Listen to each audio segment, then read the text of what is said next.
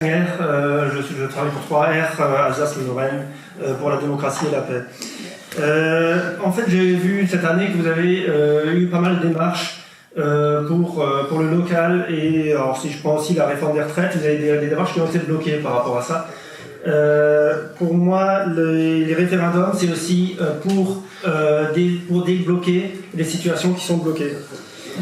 Ce que je veux dire par là, c'est que la Constitution, j'ai employé le terme, a été réinterprétée à mes yeux, quand dans ces articles 40 et 47.1, moi j'aimerais que aussi quand la situation est bloquée, quand la Constitution vous bloque la voie, que vous ayez une autre voie, une voie alternative, quelque chose qui permette de vous en sortir, et le RIC, par-delà, c'est une solution. C'est-à-dire que si la voie parlementaire est obstruée, j'aimerais que vous ayez une autre voie, qu'on travaille ensemble, citoyens et élus, pour décoincer ça et ainsi retrouver la voie populaire.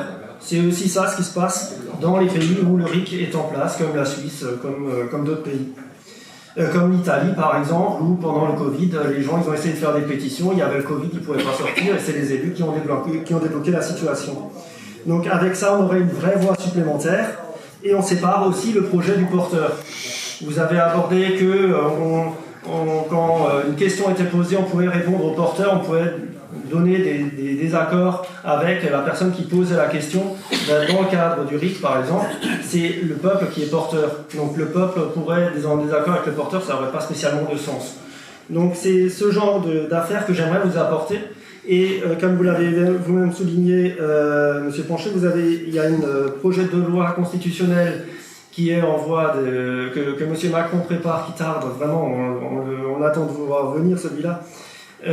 Mais par voie d'amendement, il est possible d'apporter les éléments qui sont cavaliers législatifs, qui sont dans l'affaire.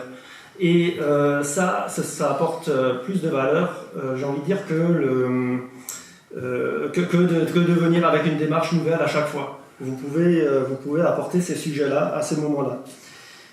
Et enfin, j'aimerais venir sur la montée des extrêmes, sur ce point-là. Moi, je mettrais ça comme une conséquence.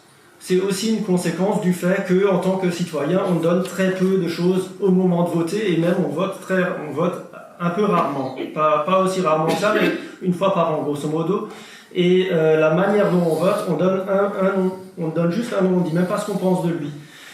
Moi, j'aimerais vous proposer autre chose. J'aimerais vous proposer le jugement majoritaire. En fait, le jugement majoritaire, ça donne un graphe d'opinion que je peux montrer qui ressemble à ça. Et ça donne beaucoup plus de lecture à qu'est-ce qu'a dit le peuple au moment du vote. Donc moi, j'ai même une proposition d'amendement pour vous, pour mettre en place le référendum d'initiative citoyenne, et j'aimerais même travailler avec vous pour voir qu'est-ce que vous accepteriez d'avoir. Ça fait constructif.